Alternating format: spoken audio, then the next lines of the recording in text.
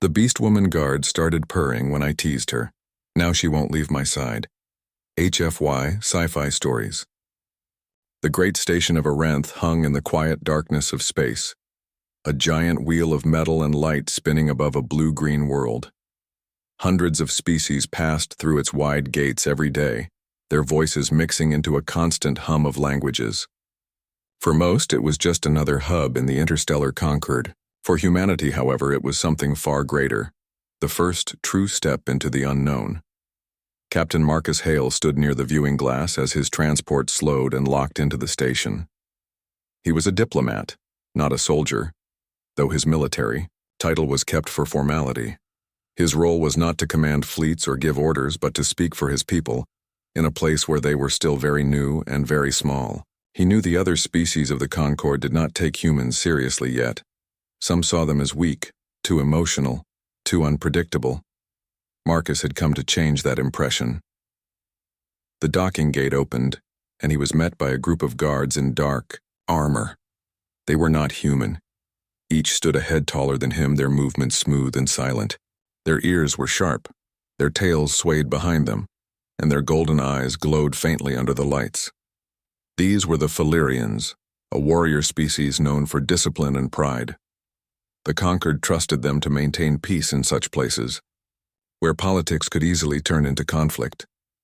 One of them stepped forward. She was taller than the rest, her black hair tied back, her armor polished to a mirror shine. Her tail flicked once as she gave a slow bow. "I am Sarah," she said, her voice calm but deep, "assigned to guard you during your stay." Marcus gave a polite nod. "Captain Marcus Hale. I appreciate the escort." She said nothing more, only turned to lead him through the wide corridors of the station. Her steps were silent, but her presence was heavy, as though she filled the space around her with unspoken authority. Marcus followed, but his eyes wandered.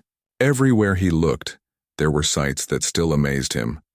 Towering insectoid traders with glittering shells, scaled diplomats speaking in hissing tones, machines walking beside flesh and blood beings.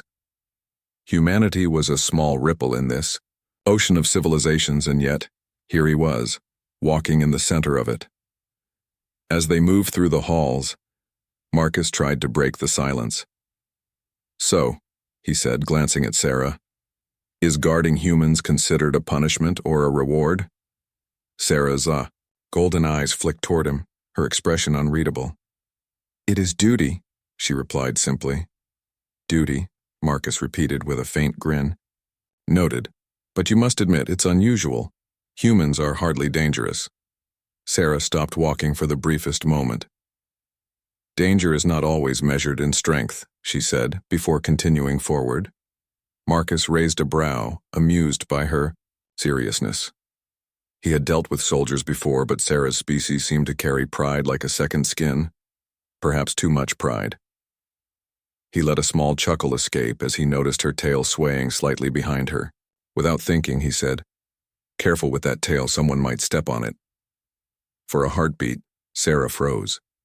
Marcus expected a glare or a sharp rebuke. Instead, to his surprise, he heard something else, a low, soft sound. A purr. He blinked, unsure if he had imagined it. Sarah quickly straightened, her face as stern as before, but the tips of her ears twitched slightly. "Did you just—" Marcus began, but then stopped himself, smiling faintly. "Never mind." Sarah did not answer, only kept walking. But Marcus noticed how she stayed closer to him now, her stride matching his with quiet precision. The rest of the walk passed in silence, though the air between them felt changed. Marcus kept thinking about that strange reaction. In every file, he had read the Falerians were described as proud warriors, unwilling to show weakness or softness. Yet one simple teasing remark had drawn something out of Sarah that did not fit the records. When they reached the guest quarters prepared for him, Sarah finally spoke again. "You will remain here until the assembly gathers. My post is outside your door." Marcus gave a polite nod, though curiosity tugged at him. "You take this very seriously." "Of course," she replied. "I was chosen to guard you." He leaned slightly against the doorway, watching her golden eyes. "Well then, Sarah, I'll try not to make your job too difficult." Her tail flicked once more, and though her face stayed neutral, Marcus thought he caught the faintest hint of another purr in her throat before she turned away. When the door slid shut behind him, Marcus sat on the edge of his bed, still smiling. Humanity had come here to prove themselves, to show that they belonged in the conquered. Perhaps it would not be done through strength or technology alone. Perhaps, he thought, it might be something smaller, something as simple as a joke that made even a Beastwoman guard start to purr. Marcus awoke the next morning to the soft hum of the station around him. Light panels in the ceiling shifted from dim blue to warm gold, imitating the rising of a sun that did not exist. He stretched, put on his clean uniform, and stepped out of his quarters. Sarah was there, standing as still as a statue beside the door. She had not moved since last night, or at least that was how it seemed. Her arms were crossed, her golden eyes sharp and unblinking, her tail curled neatly behind her. "You were here all night?" Marcus asked, raising a brow. "Yes," she replied simply. "You don't sleep?" "I sleep when needed." Her tone was flat, but there was no mistaking the pride in her voice. Marcus gave a half smile. "Remind me never to play cards with you. You'd win every time." For a second her ear twitched, though her face remained perfectly calm. Marcus remembered the purr from yesterday and had to hold back a chuckle. Something about her composure made teasing far too tempting. They walked through the station together, heading toward the assembly halls. Sarah walked close, her stride perfectly matching his. It was more than protection. It was as if she wanted to stay within arm's reach at all times. Other Falerian guards noticed it. Some of them gave Sarah curious looks as they passed. A tall guard with silver fur leaned toward another and muttered something in their language, making both chuckle softly. Marcus could not understand the words, but he caught the way Sarah's tail flicked sharply at the sound. "Something I should know?" Marcus asked. "They speak too much," Sarah said flatly. Marcus grinned. "About me or about you?" Her silence was answer enough. Inside the great halls, Marcus took his place among the diplomats. The chamber was wide, with seats arranged in a circle around a floating holographic display. Representatives from dozens of species sat in their places, their voices low as they waited for the session to begin. Sarah stood just behind Marcus, silent and watchful. Every time he glanced back, she was there, golden eyes scanning the room, ears twitching at the smallest sound. He realized quickly that he did not need to worry about his safety. Not with her around, but her closeness soon began to draw attention. A representative from the insectoid Thryne leaned toward Marcus and clicked in their odd voice. "Your guard seems unusually attached." Marcus gave a polite smile. "I suppose humans inspire loyalty." Sarah did not move, but Marcus thought. He saw her shoulders straighten just slightly at his words. As the meeting continued, Marcus tried to focus on the discussions. Trade routes, defense agreements, and resource rights. Topics that seemed endless and heavy. Humanity's role in these talks was still small. They were new to the conquered, barely beginning to prove themselves. Every word he spoke would be weighed carefully by the others. Yet despite the seriousness of the meeting, Marcus found his mind drifting back to Sarah.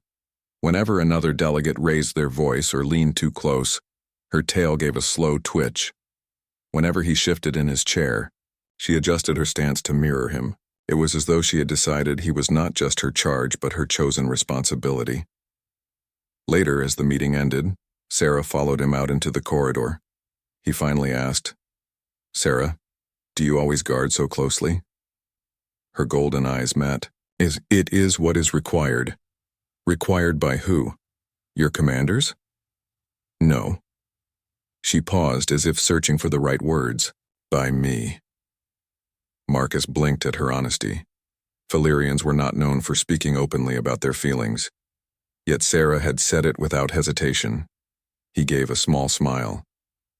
"I hope that doesn't mean I can't breathe without your permission." For a moment, silence hung between them. Then, very softly, Marcus heard it again, a faint, almost hidden purr from deep in Sarah's chest. She quickly turned her head away, pretending to focus on something in the distance, but Marcus had already caught it. "You're doing it again," he said quietly, amusement in his voice. Sarah's ears twitched, but she said nothing. That evening, as Marcus returned to his quarters, he noticed Sarah did not wait outside the door this time. Instead, she stepped inside with him, scanning the room before standing near the wall. "You don't have to follow me everywhere," Marcus said. "Yes, I do," Marcus chuckled, shaking his head. "You know, if you keep this up, people will think you like my company." To his surprise, Sarah looked at him directly this time, her golden eyes unblinking. "I do." The words were so simple, so direct, that Marcus felt caught off guard. He opened his mouth to reply, then stopped himself, unsure of what to say. He finally let out a laugh and shook his head. "Well, Sarah, I guess I'll have to get used to always having you around." She gave no reply, but her tail flicked once, and the quiet sound of a purr filled the room again. And so it was decided. Not by Marcus, not by the conquered, but by Sarah herself. From that moment forward, she would not leave his side. The station never truly slept. Even when the main lights dimmed and the halls quieted, there was always a hum of machinery, the faint shuffle of footsteps, and the distant echo of alien voices. Marcus had grown used to it after only a few days, but tonight something felt different. He was sitting at his desk reviewing the endless notes from the Concord sessions when Sarah's ears twitched suddenly. She was standing near the door as usual, her hand resting lightly on the hilt of her weapon. Her golden eyes narrowed, and her tail stilled in the air. Marcus noticed immediately. "What is it?" he asked in a low voice. Sarah did not answer right away. She tilted her head slightly, listening to something Marcus could not hear. Finally, she said, "Movement in the corridor. Too careful. Too slow." Marcus frowned. "Could just be another guard." "No," Sarah said firmly. "Guards walk, with purpose. This one is trying not to be heard." Before Marcus could reply, the lights flickered once, just enough to draw his attention. Sarah moved instantly, placing herself between Marcus and the door. Her body was tense, her ears sharp, her hand gripping her weapon tightly. Then the faint sound came, soft metal scraping against the panel of the door. Someone was trying to force it open. Marcus's heart quickened. He was no soldier. If someone wanted him gone, he would have little chance to defend himself. But Sarah was calm, her body lowering slightly into a stance that reminded him of a predator about to strike. The lock hissed, and the door slid halfway open before Sarah lunged forward. A blur of motion, her hand shot out and caught the intruder by the collar, dragging them inside before Marcus could even see clearly. The figure struggled, but Sarah slammed them against the wall with a strength that seemed effortless. It was not another Valyrian guard. The intruder was thin, with gray skin and long fingers that twitched nervously. Their eyes glowed faintly red, and in their hand was a small device blinking with light. Sarah growled low in her throat. "Saboteur." Marcus rose to his feet, his voice steady despite the situation. "What is that in your hand?" The intruder hissed in a language Marcus did not know, but Sarah seemed to understand. She bared her teeth, pressing the figure harder against the wall. The device clattered to the floor. Marcus picked it up carefully. Even without knowing much about alien technology, he could tell it wasn't harmless. Small wires pulsed with light, and the edges of the casing glowed faintly blue. "Explosive?" Marcus asked. "Not exactly," Sarah said. "A disruptor. It would overload the power systems in this section, cause panic, maybe death." Marcus frowned. "And conveniently, it would make the humans look weak for failing to protect themselves." The intruder hissed again, but Sarah silenced them with a growl that made Marcus's skin prickle. He realized then why Valyrians were feared. As warriors, she did not even need to strike. Her presence alone was enough to crush resistance. "Who sent you?" Marcus demanded. The intruder glared but said nothing. Sarah's golden eyes flashed, and she pressed closer, her claws sliding out slightly from her fingers. The alien shuddered, but still gave no answer. Marcus raised a hand. "That's enough. If they're here, then others might be as well. We need to report this." Sarah looked at him for a long moment, then gave a sharp nod. She tied the intruder's wrists with a restraint from her belt and pushed them toward the door. As they walked through the corridors, Marcus noticed how other guards stared as Sarah passed, dragging the prisoner behind her. Whispers followed them. By the time they reached the security office, word had already spread. Inside, Valyrian officers examined the device carefully. Their leader, a broad-shouldered male with silver fur, gave Marcus a look of respect. Strange. These disruptors are not easy to smuggle aboard. Someone helped them. Marcus crossed his arms. And they chose to target me. Humanity is still being tested here, isn't it? Someone wants us to fail. The officer gave a slow nod. Perhaps. But you should. No, without your guard, this sabotage might have succeeded. Marcus glanced at Sarah, who stood silently at his side. She did not speak, though her ears flicked at the praise. Later, when they were alone again, Marcus leaned against the wall and looked at her. You saved me tonight. It is my duty, Sarah replied. Marcus shook his head. No, it's more than that. You heard what no one else did. You acted before I even knew there was danger. If not for you, I'd probably be in pieces right now. Her golden eyes softened for just a moment, and then, to his surprise, he heard that familiar sound, a low, steady purr. Marcus chuckled softly.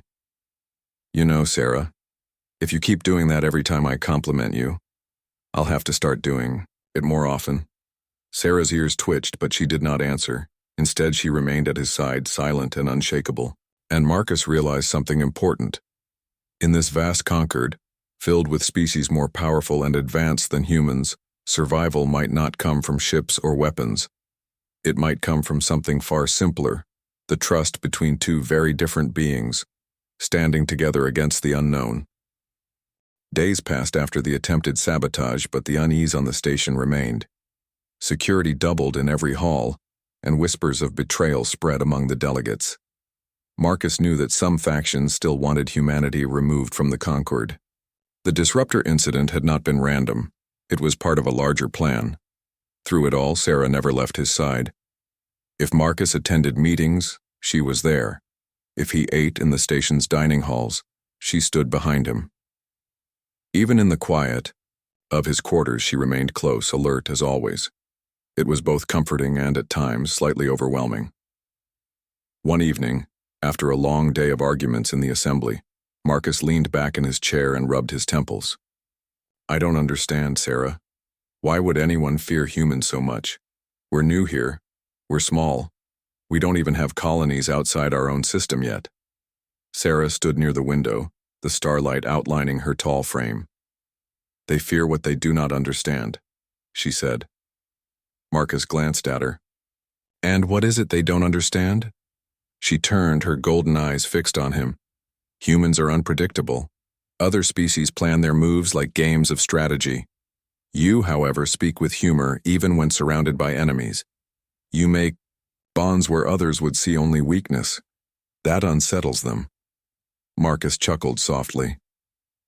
So, my jokes are a threat to galactic stability. For the first time since he had met her, Sarah's expression softened into something close to a smile. It was brief, almost hidden, but Marcus caught it. I don't mean to be unpredictable, he said. It's just the way we are. Sarah stepped closer, her presence filling the room. For my people, bonds are formed through struggle or command. Loyalty is duty. But you... She paused, as if the words were difficult. You teased me. You made light where there was none. And yet, it touched something I did not expect.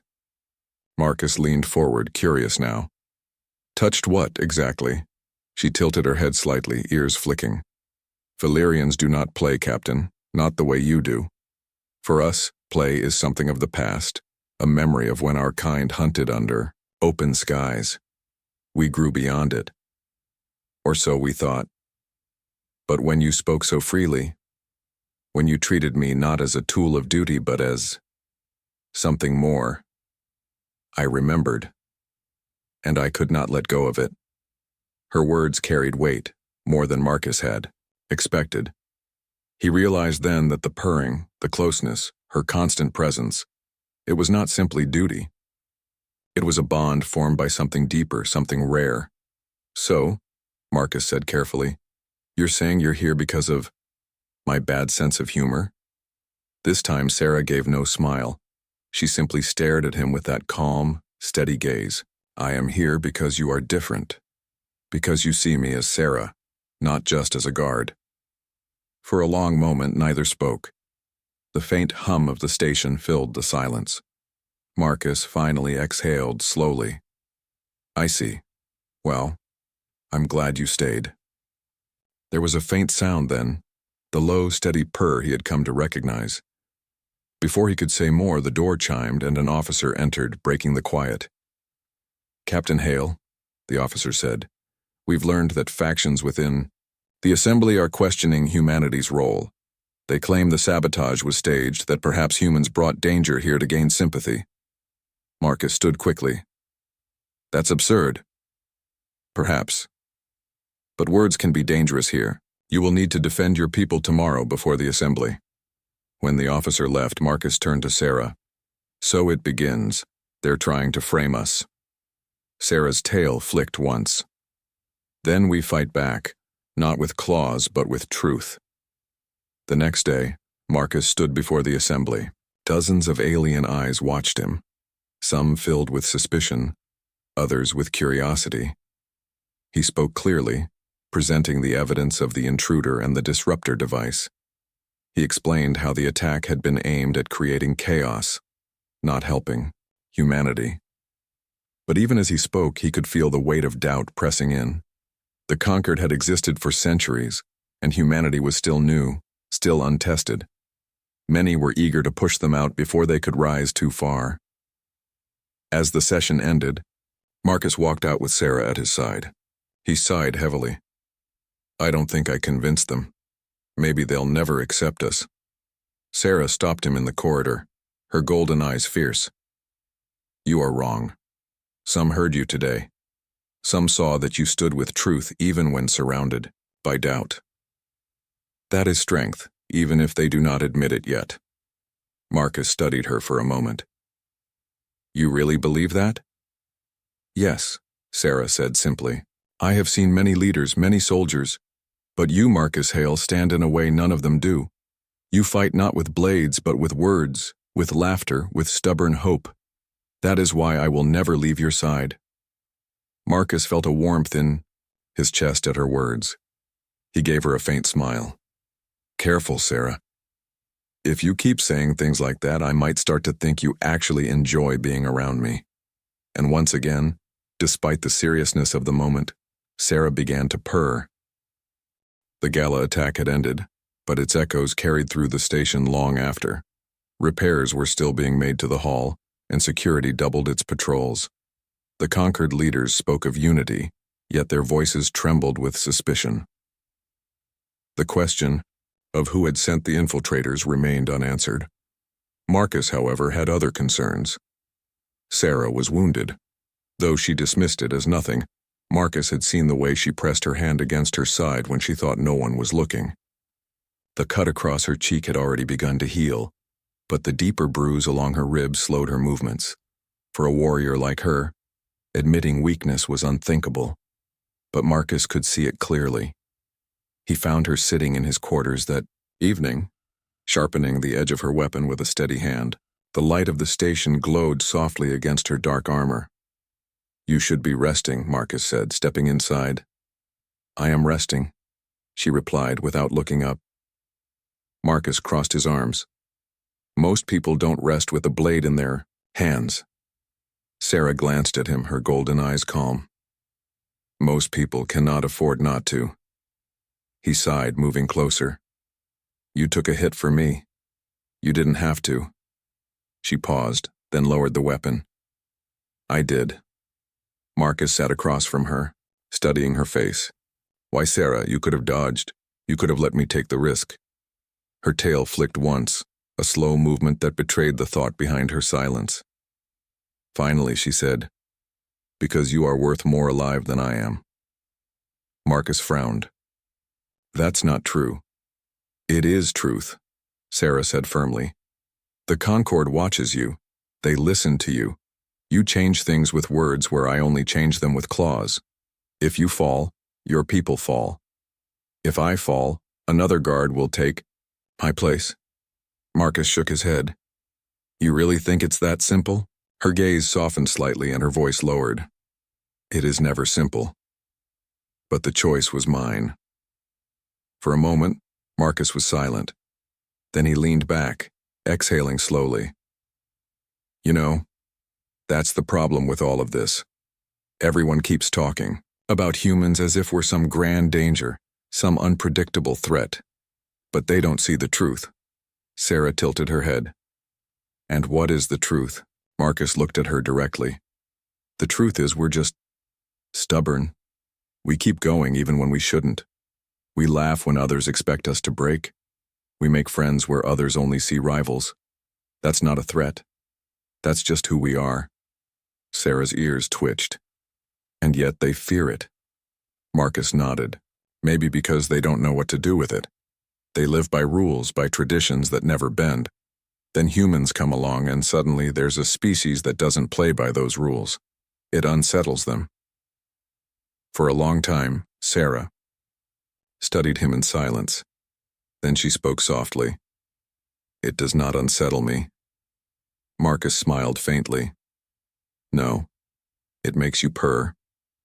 At that, Sarah's tail swayed, and a quiet sound rose in her throat. Even wounded, even weary, she purred. He leaned forward, his tone gentle.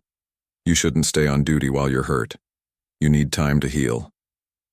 I will not leave, Sarah said quickly. Marcus blinked. I wasn't asking you to leave me. I just meant, take it easy. But she shook her head firmly. You do not understand. Valyrian bonds are not easily broken. When I chose to stand at your side, it became more than duty. If I leave you, I break myself. Her words struck him deeply. He realized then that this was not simple loyalty. This was her nature, her belief, her choice. To her, protecting him was as natural as breathing. Marcus felt a warmth in his chest. He had traveled light years away from Earth, into halls filled with suspicion and danger. Yet here, beside him was someone who trusted him completely. Not because of power, not because of orders, but because of who he was. You know, Marcus said quietly, back on Earth, people would say you're crazy for choosing me. Sarah tilted her head. Then humans are wise, for they see truth in madness. He laughed softly, shaking his head. You always have the last word, don't you? Her ears flicked again and the low purr returned, steady and certain. Later, as Marcus lay in his bed and Sarah took her place near the door, he thought about what she had said. Humans were feared because they were different, because they broke patterns. But perhaps that difference was exactly what the galaxy needed. Not more rules, not more rigid traditions, but the simple, stubborn human way of reaching out, of connecting, of refusing to let go.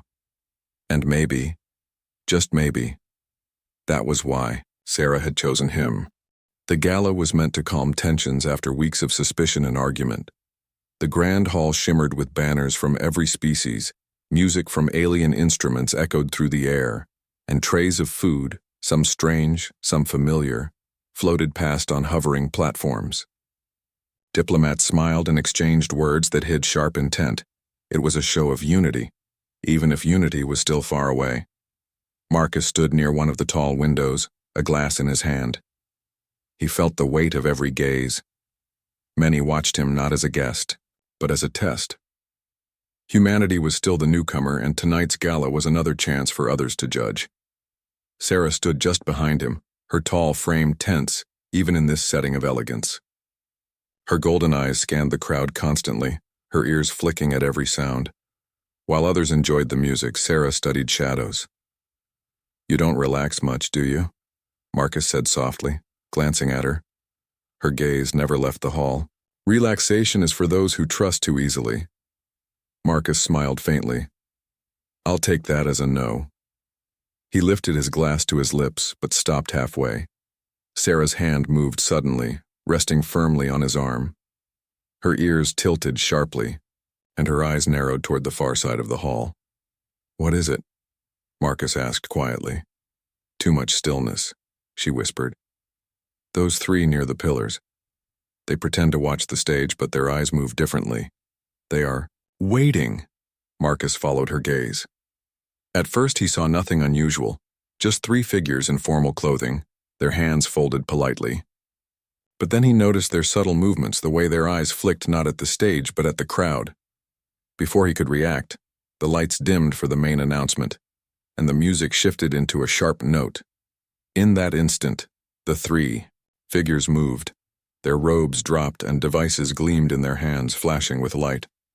Panic spread immediately. Guests cried out, scattering toward the exits.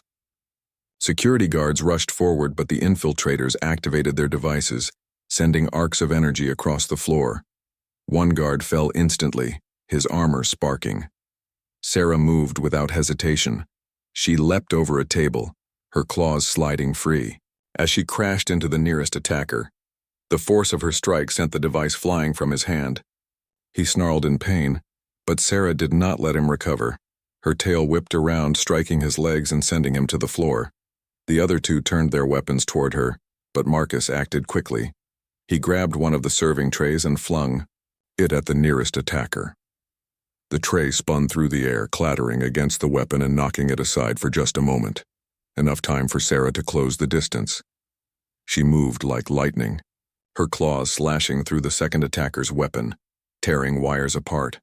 Sparks flew as the device died in his hand. A swift kick from Sarah sent him sprawling across the polished floor. The third attacker, however, did not hesitate. He raised his device high, a pulsing glow building at its core. Guests screamed, ducking behind tables. Marcus felt his chest tighten. The blast would hit dozens. Sarah lunged forward, but she was too far away. Instinct made Marcus act. He grabbed a decorative banner stand and swung it like a spear, crashing it into the attacker's arm. The device slipped from his grip and clattered to the floor. Sarah was there in an instant, her claws crushing it before it could detonate. The hall filled with silence, broken only by the heavy breathing of the frightened guests. Security rushed in to secure the attackers, dragging them away in restraints. Marcus leaned against the wall, catching his breath. His hands shook slightly, though he tried to hide it. Sarah approached him, her armor scratched, a faint cut across her cheek. "You're hurt," Marcus said. She shook her head. "A scratch, nothing more." But Marcus frowned. "You threw yourself at them without hesitation. You could have been killed." Her golden eyes softened slightly. "That is what I chose." Marcus exhaled slowly, then laughed under his breath. "And I thought I was the unpredictable one." Sarah tilted her head, her tail swaying gently behind her. For a moment, her fierce presence softened, and Marcus heard the low, steady sound of her purr. It was almost strange to hear it in the middle of the chaos, but it brought him calm. Later, when order was restored and the gala resumed in a quieter tone, Marcus and Sarah stood together at the edge of the hall. Delegates whispered among themselves, pointing not at humans with suspicion this time, but at the sight of a human and a Falerian who had stopped a disaster together. Marcus sipped what was left of his drink, then said quietly to Sarah, "We didn't just survive tonight. We proved something." Sarah looked at him. "What did we prove?" "That humanity isn't as weak as they think, and that maybe, just maybe, we make pretty good partners." Her ears flicked once, and the purr returned, soft and steady. Marcus smiled. "Yeah, I thought you'd like that." And in that moment, standing side by side under the starlight pouring through the windows, they both knew the course of the Conquered had shifted. The Conquered Council gathered in the great chamber once again, though this time the atmosphere was heavier than before. Guards lined the walls, their eyes sharp and weapons ready. The memory of the attack still lingered in every mind. The leaders of the various species sat in a wide circle, each watching the others with suspicion. Trust had become fragile, and every decision now seemed dangerous. Marcus stood in the center, feeling the weight of countless eyes. Sarah was behind him as always, her presence silent but powerful. Her wounds had mostly healed, but the faint mark across her cheek remained a reminder of her choice to protect him. One of the council members, a tall avrek with shimmering scales, spoke first. The question remains, can humanity be trusted in the conquered? Or do we risk opening our doors to chaos? A murmur spread across the chamber. Some nodded in agreement, others whispered their doubts. Marcus took a breath. He had no speech prepared, no clever plan. All he had was the truth. "You're right to be cautious," he began. His voice echoed softly through the chamber. "Humans are not perfect. We make mistakes, we argue with each other. We can be stubborn, reckless, and yes, unpredictable. But you've already seen the other side of that." The council grew quieter. Marcus continued. "When the attack happened, humans didn't run. We stood and fought, not because we wanted glory, not because we had orders, but because we won't let fear decide who we are. We protect, we adapt, we survive. That's who we are." He paused, glancing toward Sarah. Her golden eyes met his, steady and strong. "And it's not just humans. Look at Sarah. She stood with me even when she had no reason to. She took the hit meant for me. Why? Not because of duty, not because of politics, but because she chose to. That choice, that bond, is something humans believe in. It's what makes us strong." A council member, an elder with silver skin, leaned forward. "And you expect us to believe humanity will strengthen the concord, not fracture it?" Marcus nodded. "Yes, because humanity doesn't just fight battles. We make connections. We build friendships where there were none before. And sometimes those bonds are stronger than any treaty or weapon." The chamber fell into silence. Some leaders exchanged doubtful looks, others thoughtful ones. Finally, the avrek who had spoken first tilted his head.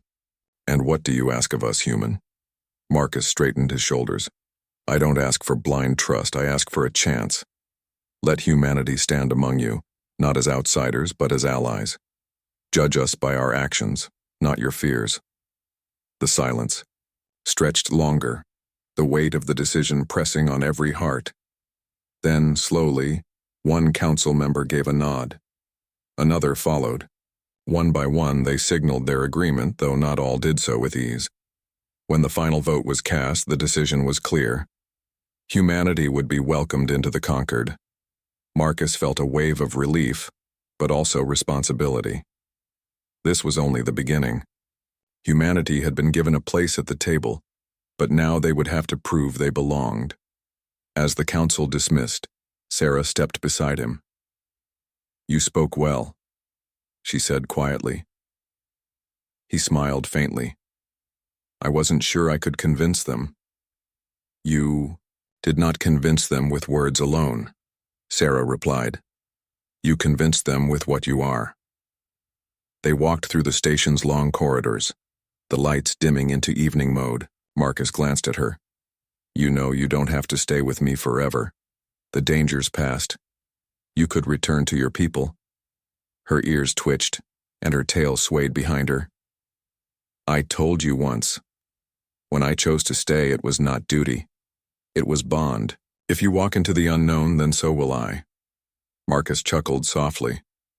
"Guess I don't get much of a choice, do I?" "You do," Sarah said firmly. "But you will not choose to be alone." They stopped by one of the wide observation windows, the stars stretching endlessly beyond. Marcus gazed out at them, feeling the weight of the moment. Humanity had just taken its first step into a greater universe, one filled with doubt, fear, and danger, but also filled with possibility. Sarah stood close, her steady presence grounding him. For the first time since leaving Earth, Marcus felt certain of something. Humanity would not face the galaxy alone. They would face it with allies, with bonds, with stubborn courage, and perhaps with the low, steady sound of a Beastwoman's purr. Beside him, he realized that sometimes the most unlikely connections were the strongest of all. The stars called to them both, and neither intended to turn away.